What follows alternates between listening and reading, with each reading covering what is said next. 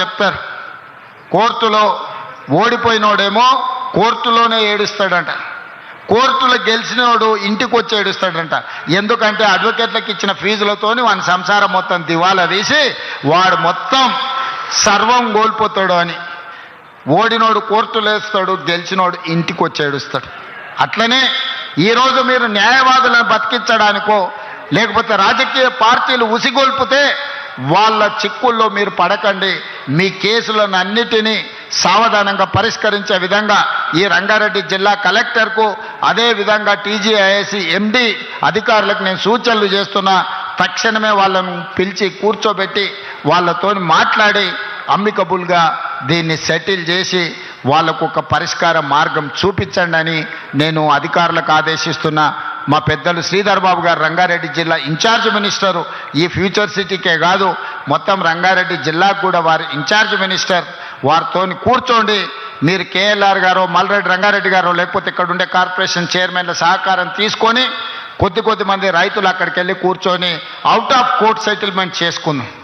కోర్టులో కూర్చుంటే చట్టానికి అనుమతించేదానికంటే ₹1 కూడా ఎక్కువ ఇవ్వడానికి లేదు. కానీ కోర్టు బయట కూర్చొని కన్సెంట్తో చేసుకుంటే మనం కొంచెం లిబరల్గా మీకు నష్టపరిహారం ఇవ్వడానికి ఉంటుంది. ఏదో ఒక మార్గం చూపిస్తా మీకు. మీ నష్టం, మీ కష్టం, మీ తాతల ముత్తాతల ఆస్తి గుంజుకొని నేనేం తీసుకెళ్ళను. నేను ఎవ్వరికి అన్యాయం చేయడానికి ఇక్కడ లేను. అందరికీ న్యాయం చేసుకుంటూ అభివృద్ధి పదం వైపు నడిపించడం కోసం నేను ఇక్కడున్న. భూముల విలువ నాకు తెలుసు. ఎందుకంటే భూమితో నాకున్న సంబంధం వ్యవసాయమే కాదు, వ్యాపారంలో కూడా భూమితోని నాకు సంబంధాలు ఉన్నాయి. భూమి విలువేందో నేను అర్థం చేసుకోగలిగినోని. మీ భూములను అప్పనంగా గుంజుకోవాలన్న ఆలోచన లేదు. మీకు న్యాయం చేసి తీసుకొని దీన్ని ముందుకు తీసుకువెళ్దాం. ఇదే కాకుండా చివరిగా ఒక మాట ఇవ్వదలుచుకున్నా. ఇవాళ ప్రారంభించినవి future city development authority office కానీ లేకపోతే ఈ రోడ్లు కానీ పక్కనే నిర్మాణం జరుగుతున్న స్కిల్స్ యూనివర్సిటీ ఎప్పుడొస్తుందో అని అనుకోకండి. డిసెంబర్ నెలలో ప్రారంభించుకుంటాం. నెలకు 3 సార్లు నేను వచ్చి ఇక్కడనే కూర్చుంటా. ప్రపంచంలో ఏ గొప్ప కంపెనీడు పెట్టుబడులు పెట్టాలని నన్ను కలవడానికి వస్తే సచివాలయంలో కాదు, ఫ్యూచర్ సిటీ డెవలప్మెంట్ అథారిటీ ఆఫీస్లో నేను కూర్చుంటా. ప్రపంచాన్ని ఇక్కడికే రప్పిస్తా. మీ సోదరుడు తెలంగాణ ముఖ్యమంత్రి డిసెంబర్లో ఇక్కడి నుంచే కార్యక్రమాలు చేపడతాడు.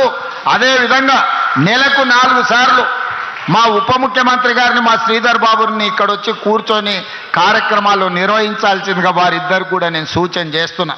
మనం ఉంటే వ్యవస్థలన్నీ ఇక్కడికి వస్తాయి. వ్యవస్థలన్నీ ఇక్కడికి వస్తే ఈ సమస్యల్ని పరిష్కరించడానికి అవకాశం ఉంటుంది. చివరగా ఉప ముఖ్యమంత్రి గారికి ఒక సూచన, ఇద్దరికి, శ్రీధర్ బాబు గారికి వారికి. శ్రీధర్ బాబు గారు 10 ఎకరాల భూమి సింగరేణికి అలాట్ చేయండి ఇందులో.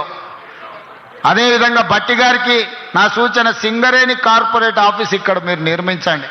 దాంతో సింగరేణి గ్లోబల్ ఆఫీస్ని మీరు ఇక్కడ నిర్మించండి. 10 ఎకరాల స్థలం శ్రీధర్ బాబు గారు అలాట్ చేస్తారు. అధికారులకు కూడా నా సూచన, రేపు క్యాలెండర్ డేట్ తిరిగే లోపల 10 ఎకరాల భూమి సింగరేణికి అలాట్ చేయండి. సింగరేణి గొప్ప ఆఫీసు 60-70 వేల కార్మికులకు సంబంధించి ప్రపంచంలో వివిధ రాష్ట్రాలలో వ్యాపారాలు నిర్వహిస్తున్న సింగరేణి ఆఫీస్, గ్లోబల్ ఆఫీస్ ఇక్కడికి వస్తే ఇమ్మీడియట్గా కట్టాల్సిందే. కట్టడం కోసమే ఇస్తున్నాం. కండిషన్ అదే పెట్టాలి శ్రీధర్ బాబు గారు. అలాట్మెంట్లో సంవత్సరం తిరిగే లోపల ఆఫీస్ పూర్తి కావాలి. కరెక్ట్గా ఇది సెప్టెంబర్ కదా, వచ్చే డిసెంబర్ 2026 డిసెంబర్ లోపల ఆఫీస్ పూర్తి చేసి అందులో ప్రారంభించుకోవాలి. ఆ ఒప్పందం ప్రకారమే వారికి 10 ఎకరాల భూమి కేటాయించండి. సింగరేణి ఆఫీస్ కూడా ఇక్కడనే నిర్మించుకుందాం. స్కిల్ యూనివర్సిటీనే కాదు, భవిష్యత్ కార్యక్రమాలన్నిటిని కూడా ఇక్కడి నుంచే తీసుకుంటాం. దీని మీదనే మన భవిష్యత్ తరాల యొక్క భవిష్యత్తు ఆధారపడి ఉన్నది. దీనికి సహకరించి ముందుకు తీసుకెళ్తున్న ప్రతి ఒక్కరికి మనస్ఫూర్తిగా అభినందనలు తెలియజేస్తూ సెలవు తీసుకుంటున్నా. ధన్యవాదాలు మిత్రులారా. Thank you sir. Commissioner FCDA Shashank గారి ఓటర్ థ్యాంక్స్.